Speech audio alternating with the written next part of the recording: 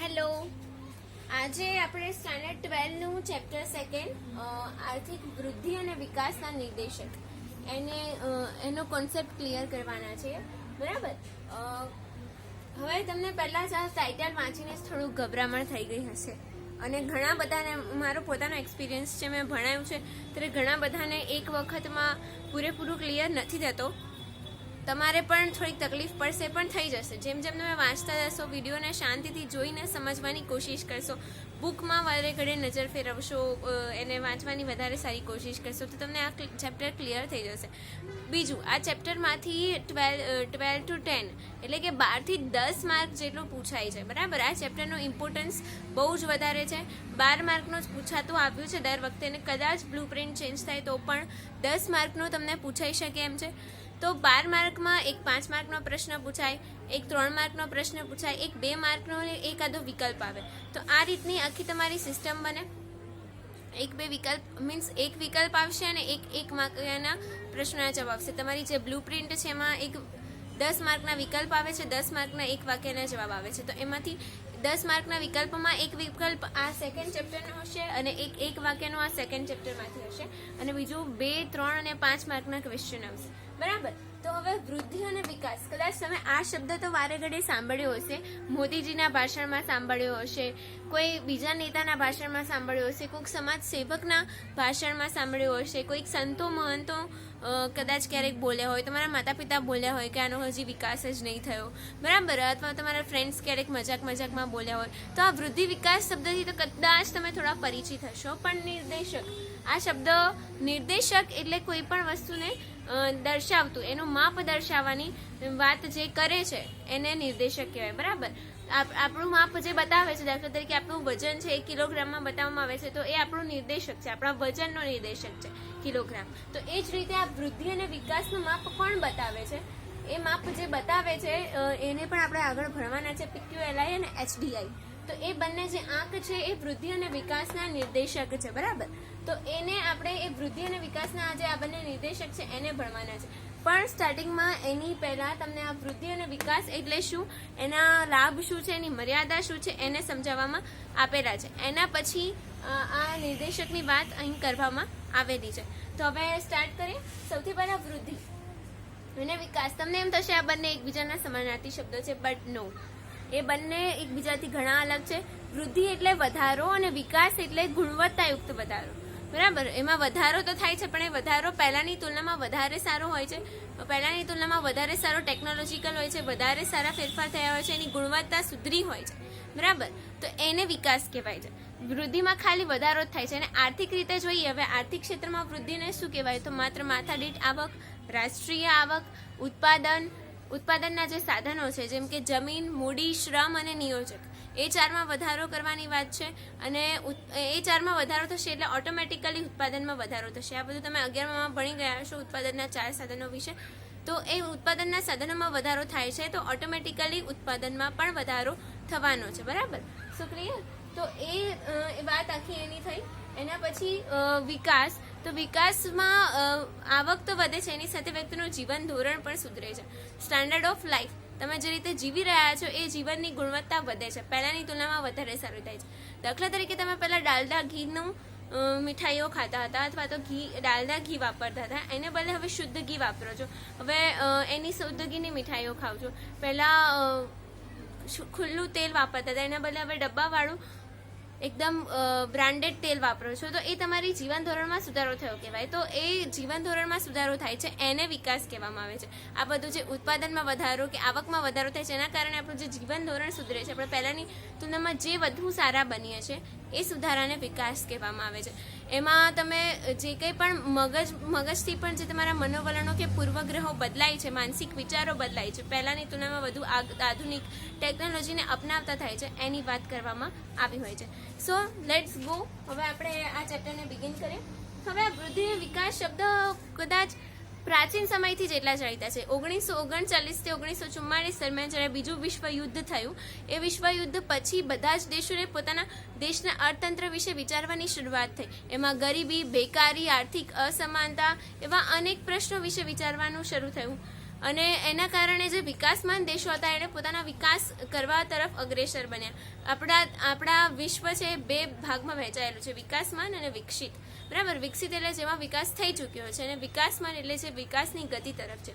હવે વિકાસમાન દેશો, વિકાસશીલ દેશો કે વિકસતા દેશો, આ ત્રણેય શબ્દો એક જ અર્થના છે. આ ત્રણેય શબ્દ આપણે યુઝ કરી શકીએ જે અત્યારે વિકાસ કરી રહ્યા હોય એવા દેશો માટે. તો એવા દેશો માટે જરૂરી છે આર્થિક વિકાસ અને વિકસિત દેશો માટે જરૂરી છે આર્થિક વૃદ્ધિ. એટલે વિકાસમાન દેશોના આર્થિક પ્રશ્નોનું નિરાકરણ આર્થિક વિકાસ છે અને વિકસિત દેશોના આર્થિક પ્રશ્નોનું નિરાકરણ આર્થિક વૃદ્ધિ છે. આ વાત શ્રીમતી ઉર્સુલા હિક્સ દ્વારા કહેવામાં આવેલી હતી. આ પણ તમને વિકલ્પ કે એક વાક્યમાં પૂછાઈ શકે. મેં અહીંયા તમને સાદા ફોર્મમાં લખીને આપ્યું છે, પણ એને તમે એઝ અ સેન્ટેન્સ તમારે રેડી કરવાનું છે. હવે અહીંયા આર્થિક વૃદ્ધિનો ખ્યાલ તમને નીચે તમારી બુકમાં પેરેગ્રાફમાં આપેલો છે, એ જ મેં અહીંયા લખ્યું છે. આર્થિક વૃદ્ધિની વ્યાખ્યા શું છે? તો આર્થિક વૃદ્ધિની વ્યાખ્યા અહીંયા તમારી બુકમાં 2 અર્થશાસ્ત્રીઓ દ્વારા આપવામાં આવેલી છે, હેન્સન અને સાયમન કુઝનેસ્ટ. બરાબર, હવે આ બંનેની વ્યાખ્યા થોડીક એકબીજાને મળતી આવે છે, એટલે ઘણા બધા ભૂલ કરી જાય છે. આ વ્યાખ્યાને આ વ્યક્તિ એટલે કે સાયમન કુઝનેસ્ટની બનાવી દે છે અને બીજી વ્યાખ્યાને હેન્સનની બનાવી દે છે. એટલે તમારે જ્યારે પણ વ્યાખ્યા મોઢે કરો ત્યારે એ જે પણ અર્થશાસ્ત્રી કે મનોવૈજ્ઞાનિક કે સમાજશાસ્ત્રી આપી હોય એ પણ તમારે યાદ રાખવું જરૂરી છે, નહીંતર ગડબડી થઈ જશે અને તમને હેન્સનની વ્યાખ્યા પૂછી હોય અને તમે કુઝનેસની લખીને આવી જશો. તો હવે હેન્સને કહ્યું છે કે રાષ્ટ્રીય આવકનો વૃદ્ધિ દર અને વસ્તુ અને સેવાનું કુલ ઉત્પાદન. હવે રાષ્ટ્રીય આવકનો વૃદ્ધિ દર એટલે રાષ્ટ્રીય આવકનો જે વધારો થાય છે, દાખલા તરીકે આખા દેશની વસ્તી, રાષ્ટ્રીય આવક એટલે સમગ્ર દેશની વસ્તીની આવક છે એ આવકમાં વધારો થાય અને વસ્તુ અને સેવાનું કુલ ઉત્પાદન વધે. એટલે જે કંઈ અહીં આવકમાં વધારો થશે એટલે વસ્તુ અને સેવા એ જે કંઈ પણ છે એ બધાનું ઉત્પાદન વધશે, તો એને કહેવાય છે આર્થિક વૃદ્ધિ. આર્થિક વૃદ્ધિમાં આના સિવાય માથાદીઠ આવકમાં વધારો એટલે કે પર પર્સન ઇન્કમ, દેશની વ્યક્તિ દીઠ આવક એ પણ વધે છે, ઉત્પાદનના સાધનો પણ વધે છે, ઉત્પાદન પણ વધે છે. એ પણ કીધું ઉત્પાદન એટલે કે વસ્તુ અને સેવાઓનું જે ઉત્પાદન થાય છે એ ઉત્પાદન પણ સુધરે છે. પછી આર્થિક વૃદ્ધિની બીજી વ્યાખ્યા સાયમન કુઝનેસ્ટે આપી છે. તો દેશની સરકાર દ્વારા પ્રજા માટે વધુ ને વધુ વૈવિધ્યપૂર્ણ ચીજવસ્તુઓનો આર્થિક ચીજવસ્તુઓનો પુરવઠો પૂરો પાડવાની શક્તિ વધે. બરાબર, વૈવિધ્યપૂર્ણ કેવો? પહેલાંની તુલનામાં વધારે સારી ક્વોલિટીવાળો, નવી નવી વેરાયટીવાળો એવો ચીજવસ્તુઓનો પુરવઠો પૂરો પાડવાની શક્તિ વધે તો એને આર્થિક વૃદ્ધિ કહેવાય. આ સાયમન કુઝનેસ્ટે આપેલી છે. બરાબર, હવે તમને આર્થિક વૃદ્ધિ વિશે કોન્સેપ્ટ આઈ થિંક ક્લિયર થઈ ગયો હશે. તો હવે એની મર્યાદા શું છે? હવે સિક્કાની 2 બાજુ હોય એટલે લાભ હોય તો મર્યાદા પણ હોય. તો એની મર્યાદા પણ આઈએમપી છે, તમને 2 માર્કમાં પૂછાય છે, 1-2 વખત આ બોર્ડમાં પૂછાઈ ચૂકી છે. તો મર્યાદા આપેલી છે. તો આર્થિક વૃદ્ધિ એ પરિમાણાત્મક ખ્યાલ છે. પરિમાણ એટલે કદ, બરાબર, એટલે ખાલી વધારાની સંદર્ભમાં લે છે કે બસ ખાલી વધારો જ થાય અને એનું કદ વધે. બરાબર, એટલે પરિમાણ એટલે કદ, એટલે ખાલી કદને જ ધ્યાનમાં રાખતો ખ્યાલ છે. મર્યાદિત ખ્યાલ છે કારણ કે એમાં માત્ર વધારાને જ લેવામાં આવ્યો છે, એના સિવાય બીજી કોઈ જ વાત આની અંદર નથી. એના પછી સંસ્થાકીય કે મનોવૈજ્ઞાનિક મનોવલણ બદલાતા નથી. એટલે વ્યક્તિની જે વિચારસરણી છે વિચારસરણી બદલાતી નથી, એ જેવી છે એમની એમ જ રહે છે. એ અથવા તો બદલાય છે છતાં પણ એને આ આર્થિક વૃદ્ધિના ખ્યાલમાં સમાવિષ્ટ કરવામાં આવતું નથી. પછી છે કલ્યાણ કે સામાજિક પરિવર્તનને ધ્યાનમાં લેવામાં આવતું નથી. માત્ર આર્થિક પરિવર્તન એટલે પહેલાની તુલનામાં વધારો જ આર્થિક વૃદ્ધિમાં લેવામાં આવે છે. એમાં કયા સામાજિક પરિવર્તન થાય છે એને મેટર કરવામાં આવતા નથી. અને કલ્યાણ એટલે લોકોનું કલ્યાણ કરવાનું નથી, ગમે તે ભોગે નફો મેળવવાનો છે. પછી એમાં નાની મધ્યમ કદના વર્ગના લોકોની કે ગરીબ પ્રજાનું શોષણ થાય, એ લોકોની પાસે અન્યાય થાય, છતાં પણ એને ધ્યાનમાં લેવાનું નથી. માત્ર પોતાનું કલ્યાણ કરવાનું છે, પ્રજાનું નહીં. એટલે પ્રજાના કલ્યાણ કે સામાજિક પરિવર્તનને ધ્યાનમાં લેવામાં આવતા નથી. તો આ આર્થિક વૃદ્ધિની મર્યાદા.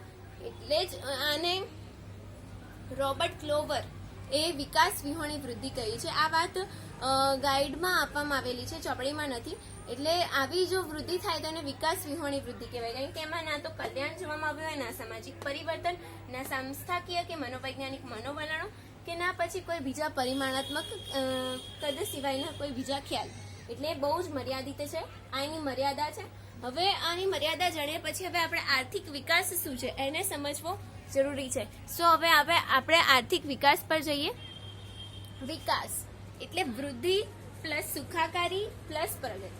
હવે વિકાસ છે ને એમાં માત્ર પરિમાણાત્મક કે મર્યાદિત ખ્યાલ નથી, બરાબર? એ આખું વૃદ્ધિથી ઓપોઝિટ જ છે અને એ બહુપરિમાણીય, બરાબર?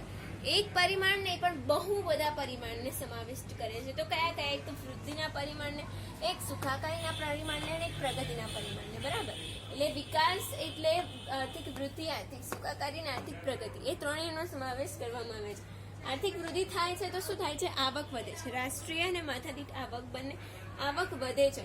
એટલે એ બંને પણ આવી જ ગયું વિકાસમાં, પ્લસ સુખાકારી. એટલે આર્થિક અને સામાજિક રીતે માણસ સુખી થાય છે. સુખી થાય એટલે માણસનું શું થાય? કલ્યાણ થાય. જ્યારે વૃદ્ધિમાં કલ્યાણને સમાવિષ્ટ કરવામાં આવતું નહોતું, પણ આર્થિક સુખાકારીમાં કલ્યાણને સમાવિષ્ટ કરવામાં આવે છે.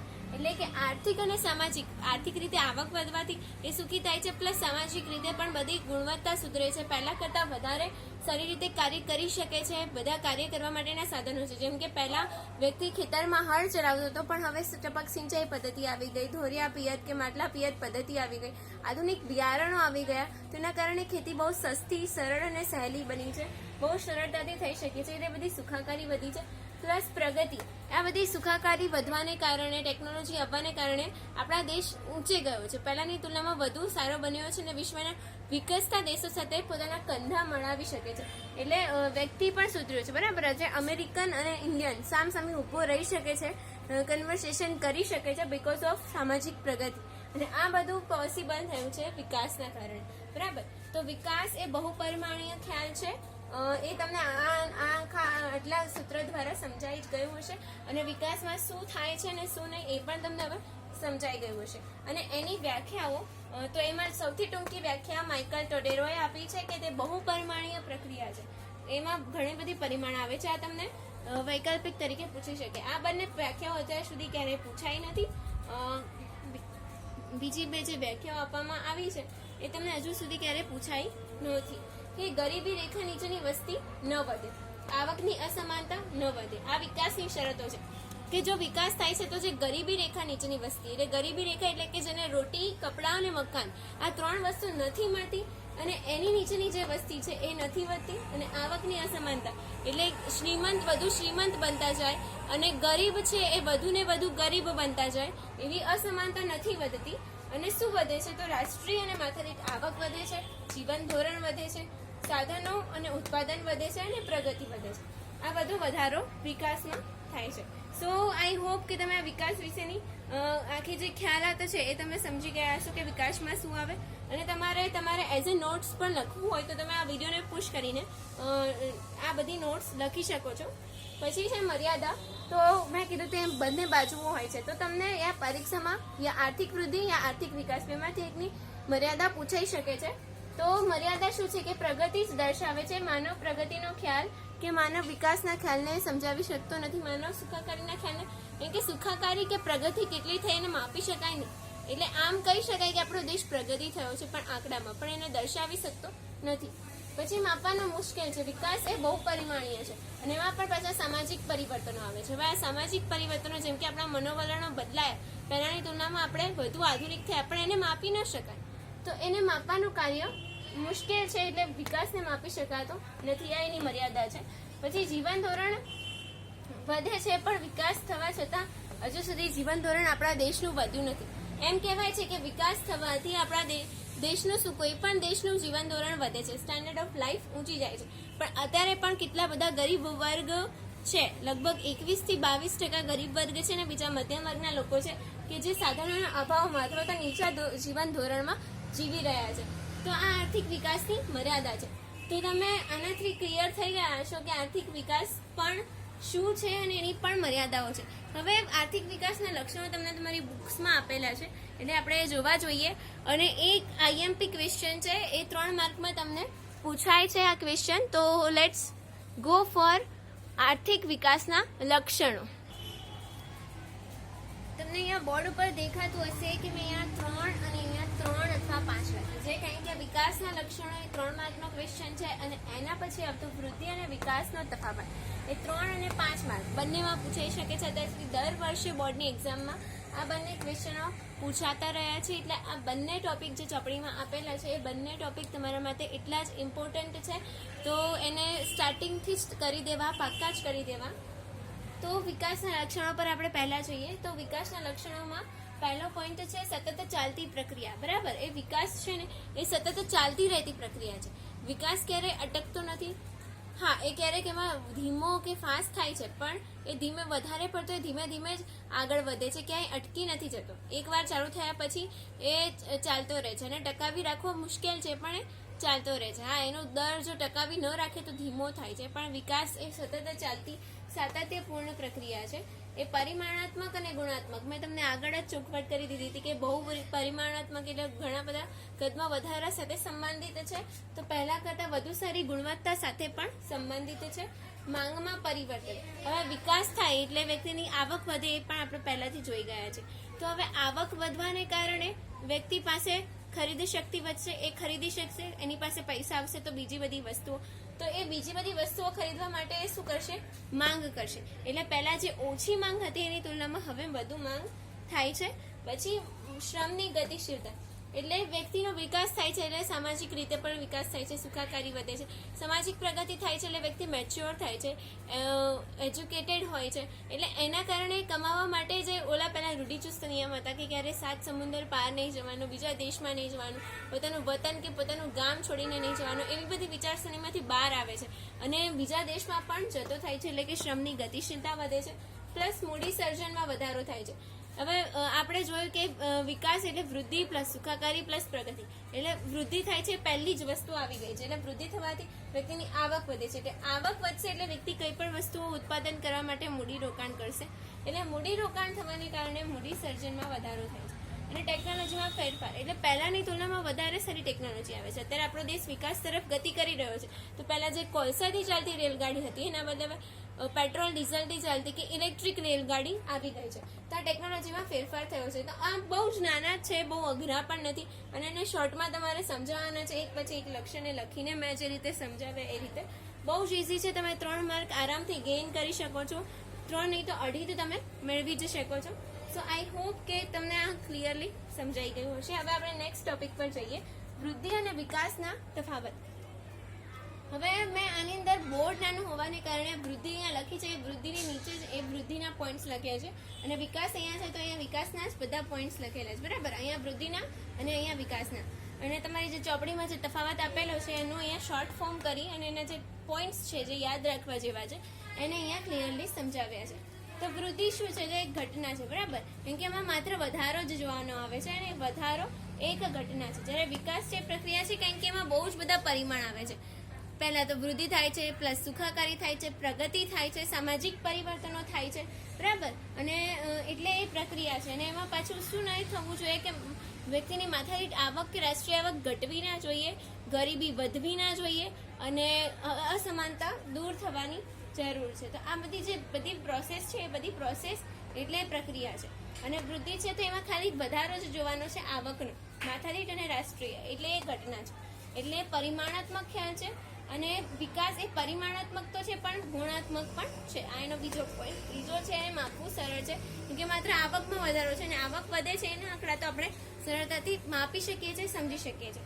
અને વિકાસ છે તેમાં સામાજિક પરિવર્તનો પણ આવે છે, વ્યક્તિની સુખાકારી પણ આવે છે, પ્રગતિ પણ આવે છે, જેને માપવાનું કાર્ય અત્યંત મુશ્કેલ છે. પછી મર્યાદિત, એટલે એમાં બહુ જ સંકુચિત ખ્યાલ છે અથવા મર્યાદિત ખ્યાલ છે. જ્યારે વિકાસ છે તો એમાં ઘણી બધી બાબતો આવે છે, આપણે આગળ ચર્ચા કરી લીધી, એ જ બધા પોઈન્ટ્સ અહીંયા આપેલા છે તફાવતમાં. તો એ અમર્યાદિત ખ્યાલ છે. પછી એ ઝડપી ખ્યાલ છે, કેમ કે ઝડપથી થઈ જતી ઘટના છે, જ્યારે વિકાસ એ ધીમા દરે ચાલતી રહેતી પ્રક્રિયા છે. પછી એમાં માથાદીઠ આવકના વધારા સાથે સંબંધ છે વૃદ્ધિને, પણ વિકાસ છે ને માથાદીઠ આવકનો વધારો તો થાય છે, પણ એની વહેંચણી પણ બધાને સરખી રીતે થવી જોઈએ. એટલે કે આર્થિક અસમાનતા ન વધવી જોઈએ, વહેંચણી બધાને ગરીબો સુધી પણ પહોંચવી જોઈએ અને શ્રીમંતો સુધી પણ પહોંચવી જોઈએ. એટલે આવક છે બધાને સરખી રીતે મળતી હોવી જોઈએ, એટલે એના સારી વહેંચણી સાથે સંબંધ ધરાવે છે.